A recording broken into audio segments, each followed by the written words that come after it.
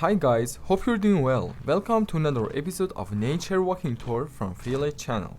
I'm Mehdi and today we're visiting the Tar Lake, one of the most beautiful natural lakes of Tehran that is in 100 kilometers far from Tehran between Doberar Mountain and Zarin Mountain.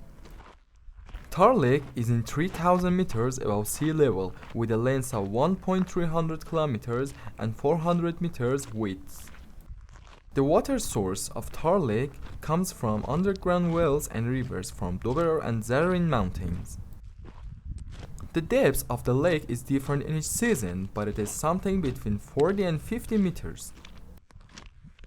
This place has a very cool weather in summers and you can enjoy camping, mountaineering, boating, swimming and fishing in this lake. But be aware that if you wanted to camp in Tar Lake, it's gonna get cold after sunset. So make sure you take warm clothes, and best time visiting this place is in middle of spring till middle of the summer.